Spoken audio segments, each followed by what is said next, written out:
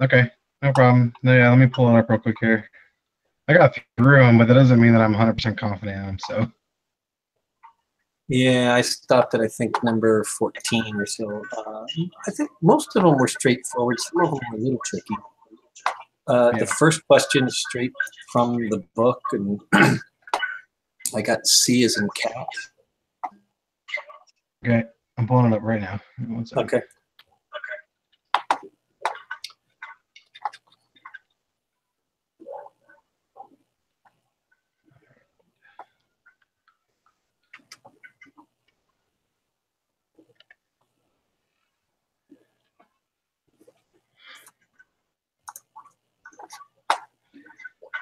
All right, C is in cat. Yes, that's what I got also. All right. For the next one, that they had a couple of close ones there, and that was I think the point is you have to add in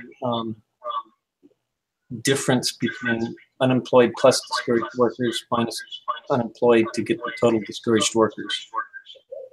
Mm-hmm. So I got 6.9 B. That's what I got as well. 6.9. Yeah, at first when I looked at it, I thought it would be C, but Yep. that it again, and now it's 6.9. Yep.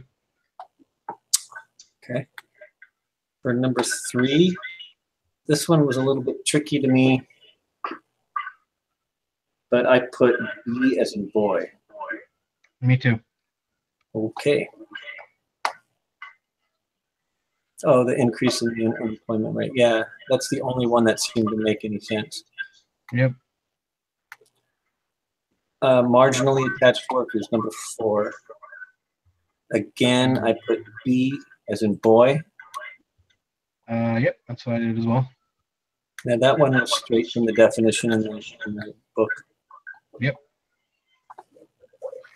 All right, number 5, I put D as in dog. Okay. 5, I've got C. Let me look at this real quick here. So the formula for labor force participation rate is the labor force divided by the adult population times 100. So the labor force in this case is going to be the 25 million people employed, the 3 million people unemployed, the 1 million discouraged workers. So that's 29 million. The 1 million people who are either students, homemakers, retirees, or other people not seeking employment are not part of the labor force. Right, they're not part of the labor force, but they're part of the adult population, though, aren't they? Right. So I got 29 over 30 times 100. Did I just put the wrong number? Let's see. I might got my calculator again. 29 divided by 30. 96.6 times 100 is 96.6%. So the discouraged workers, though, I have to go back and look, but I thought the discouraged workers did not factor into the labor force. They don't, but they do count for the adult population. I think I have the book up here. Yeah, they count to the total adult population, so they'll count toward the denominator. So it's 28 over 30? That's what I felt was 28 over 30. See, I looked at that one 3 different ways. At first, I said 29 over 30, just like you said, I went 28 over 30, and then I went back and reread the text, and then I went back to 29 over 30. Let me see what I got here. And I probably just misunderstood the text. And we are looking at labor, looking at how horses counted. So labor force over the total adult population.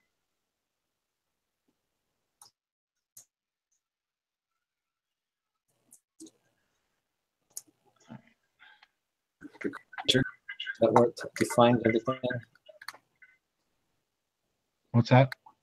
Yeah, I'm looking at the page in the text 15-1A. I think that's where it's defined. 15-1. Okay, I'm pulling it up. I timed out of it, so I'm pulling it back up right now. LS for employee. What was Oh, that? yeah, labor force.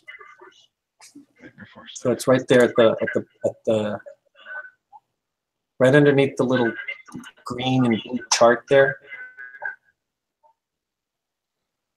15-1A.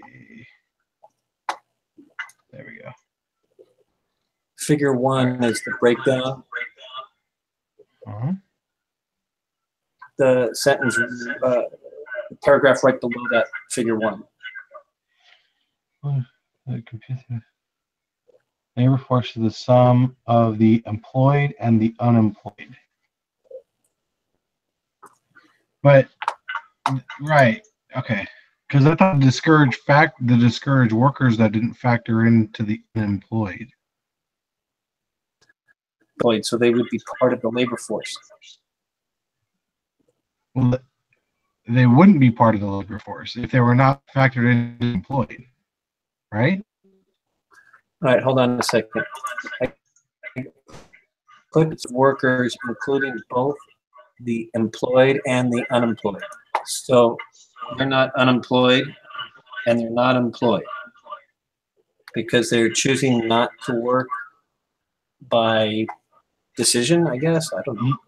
Yeah, I think, hold on. I think there's another one with that for this. Give me 1 second.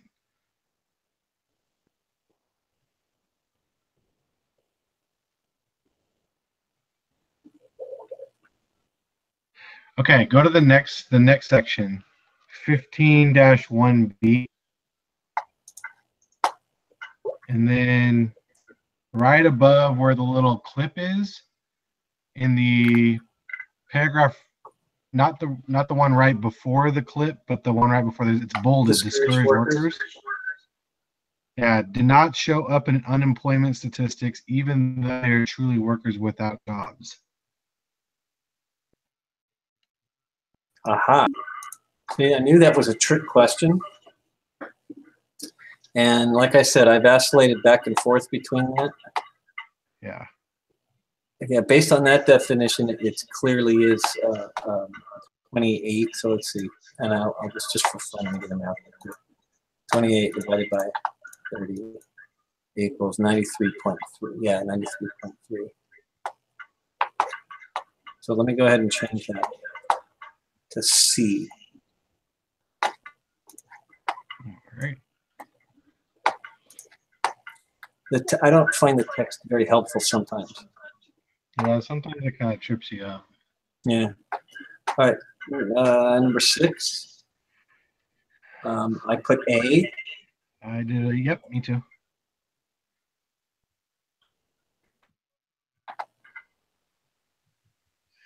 I don't say Gwen, but I guess the assumption is that Gwen is older than 16. Yes. So she counts as, I know I read this, but I forget which one it is. What did you put? I put C, employed and in the labor force. I think that's correct as well. On my paper here, I marked a different one, but I think that's wrong because I was just reading about that. All right, so I'm going to go with C as well. I recall that. Yeah, that was in, I think it's 15-1. Yeah, 15-1A. And then employed. This category also includes those who were not working. Oh, wait, not that one. Sorry. Category includes those who are paid employees, worked own business, or worked as unpaid workers in a family member's business. Yep, I see it there. Okay, very good. Odd. That's weird that counts, but okay. Yeah, I agree. All right. So let's see, number 8. I got C for number 8. Yes. Number 9, I have D as in dog. Yep, I did as well. And that's straight from the book, so that's straightforward. Yep. And for number 10, I put A. Yep, me too. Good.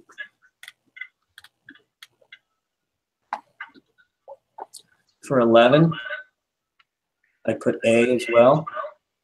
Yep, me too. That's straight from the book. Uh-huh. Number 12, put C as in cat. Yep, me too. Number 13, I put D as in dog. And I wasn't sure about this one. All right, 13, I've got A, but let me look at this again.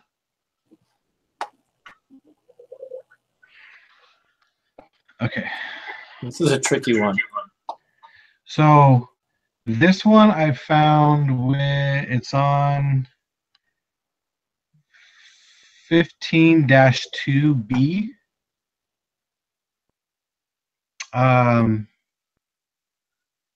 It just in that first paragraph there. First paragraph on 15-2B.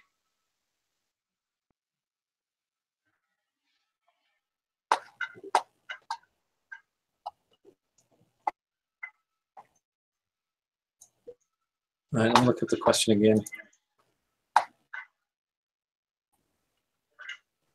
Number 13, Oh, well, sorry. What was that? You were breaking out on me.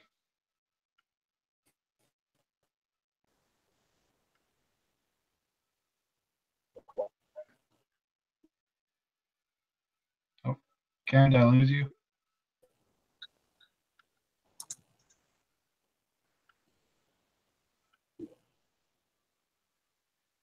Ish 2?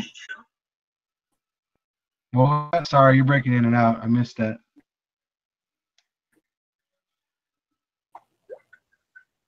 Let's see what we got here. That window.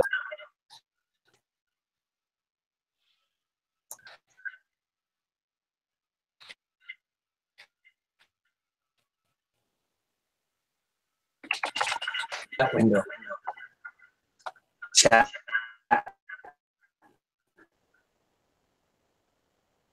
Can you hear me? Barely. Can you hear me? Yeah, I can hear you. That window in case it breaks up again.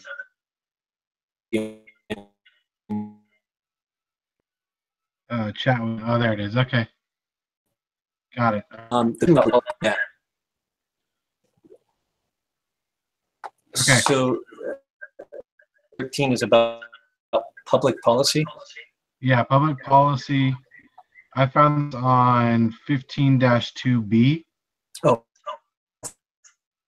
you were cutting out and I didn't get the right page. So let's have a look at that.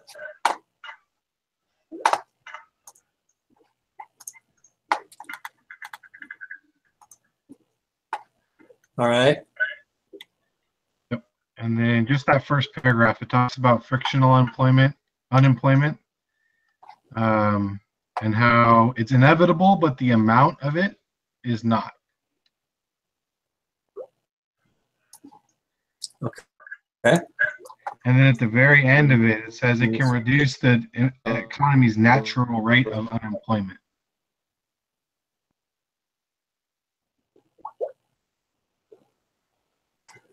Oh, I see. Very good.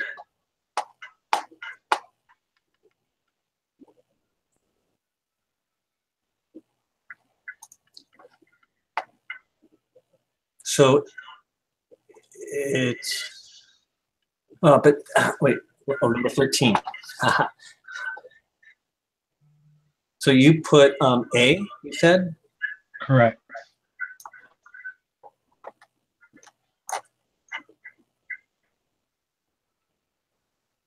And so, yep, okay. Let's go with that.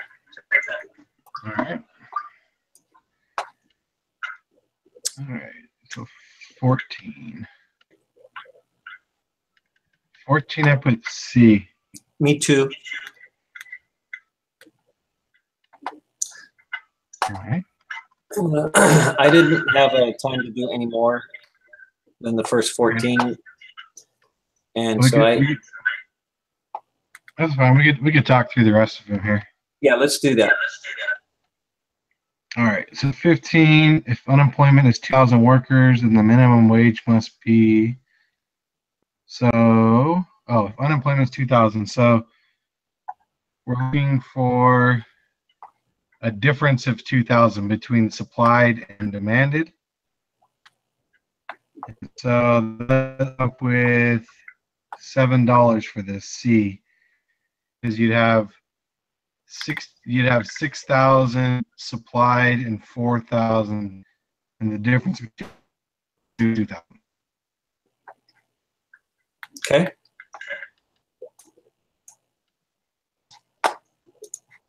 Good with that one? Yep. Okay. 16, workers searching for jobs that suit them is most clearly associated. I put frictional employment on it, B. Yes.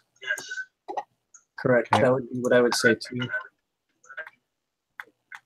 All right. 17. If the government imposes a wage of $4, how many workers will be unemployed? As the minimum wage will be underneath the equilibrium wage.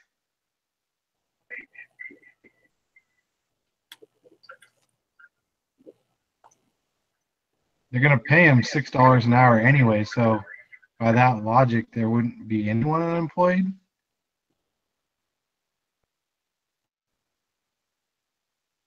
So I don't know. I had a hard time with this one. A0. That's what I had put initially. I mean, it can only be A or C. So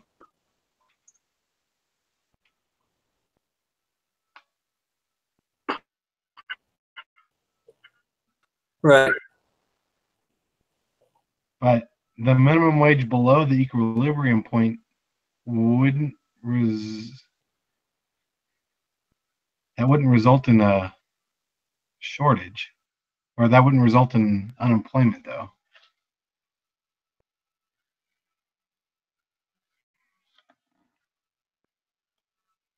Well, I always thought, at least.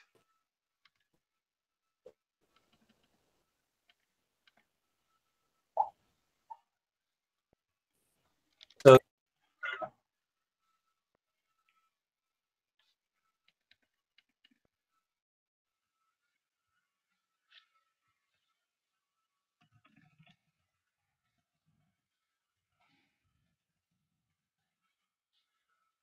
Can you hear me, Kim?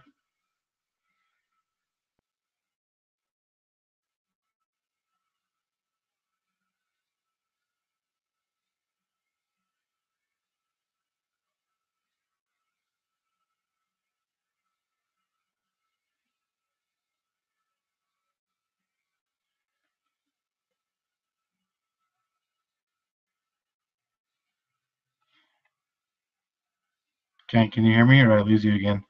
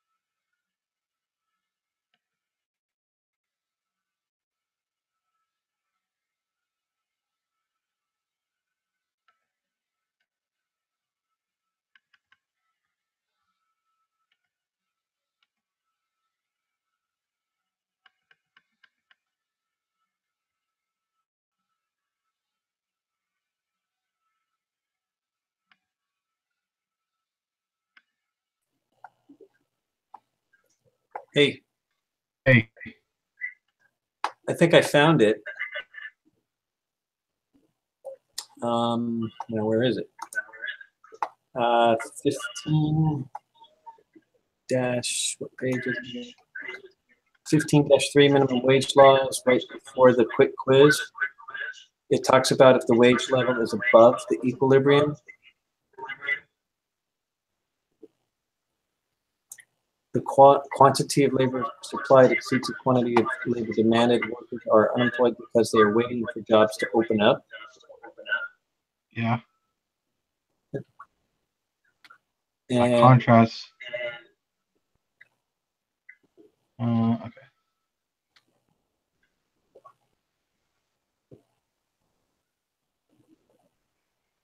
so maybe it would be 4,000.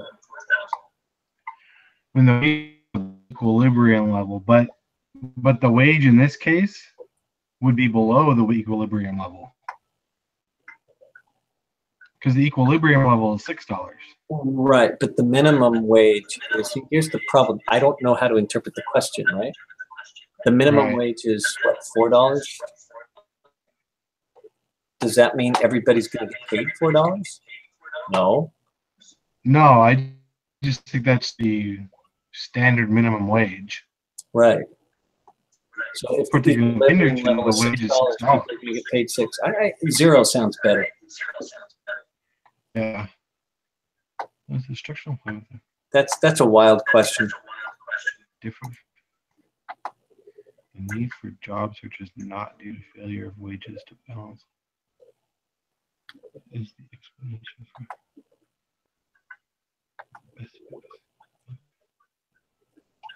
above the equivalent level. Because they're waiting for jobs.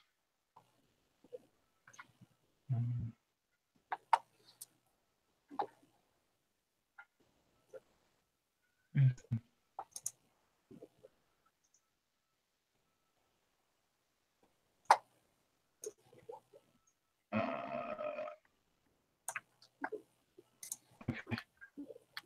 So we're going with 0.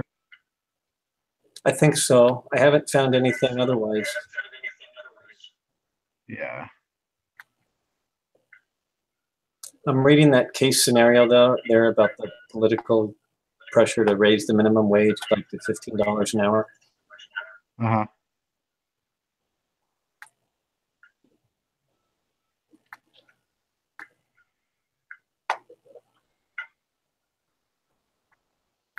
It's a pretty long one.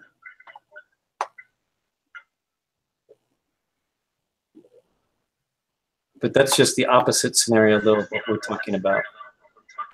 Yeah. But I was hoping that they would give an example of what we're talking about to kind of say what would happen. Yeah, I mean it's tough because I feel like there would still be unemployment, but it would not be due to factors that are related to the minimum wage. Right. Where basically you're trying to get the right job fit for folks, but it's not due to minimum wage though. That's So I you're feel breaking like up. I mean it's, what I was saying is I mean you'd have,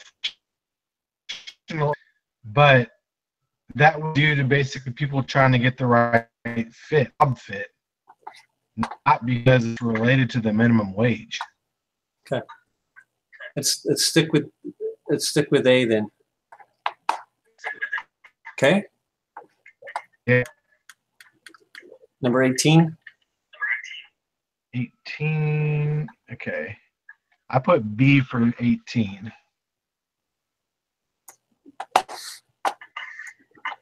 That has to be straight from the text, right? Yeah, it was. I have to find it. Yeah, it's on. There's this whole section on unions, right? Yep. 4B, 15-4B, or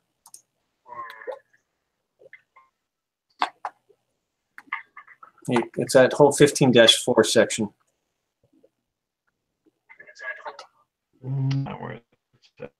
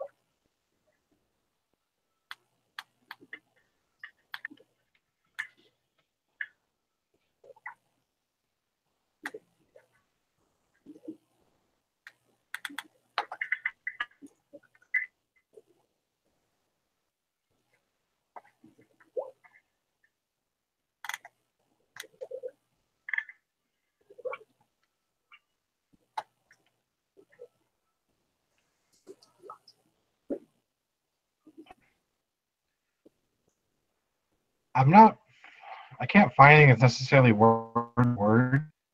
Just a couple different spots, A and 15. In the third paragraph on 15.4a, talks about it raises the quantity of labor supplied and reduces the quantity of labor demanded, resulting in unemployment. So since it's resulting in unemployment, it would contribute then to a natural rate of employment is the logic that I would try to piece together there. Yeah. Frictional unemployment, because it's not, this is frictional unemployment's trying to get the right job fit, but this is structural unemployment, not frictional unemployment. Right.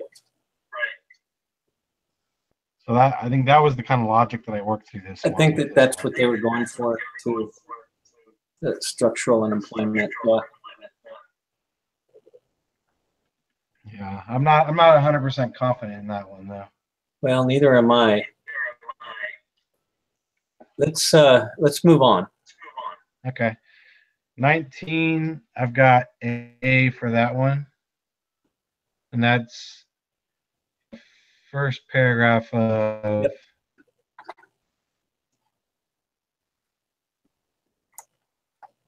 Yeah, there was a case study about Henry Ford for that one.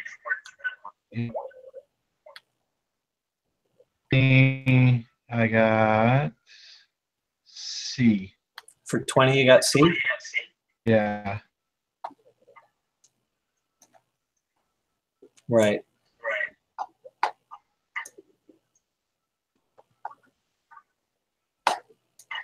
The other ones just don't make any sense. Wait, there's more? No, 20 is the last one, right? Yeah, okay.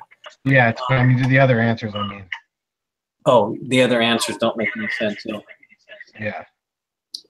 Okay. Well, I don't know what happened to Samuel, but I hope that he's all right. And Yeah. all right, If there's so any questions you have. yeah. Do you have access to the board, the proper board to post the link? Let me look real quick. 'Cause if you don't, you can just email it to me or email it to the group, and I can post it. All right, let me take a look. Either way is fine.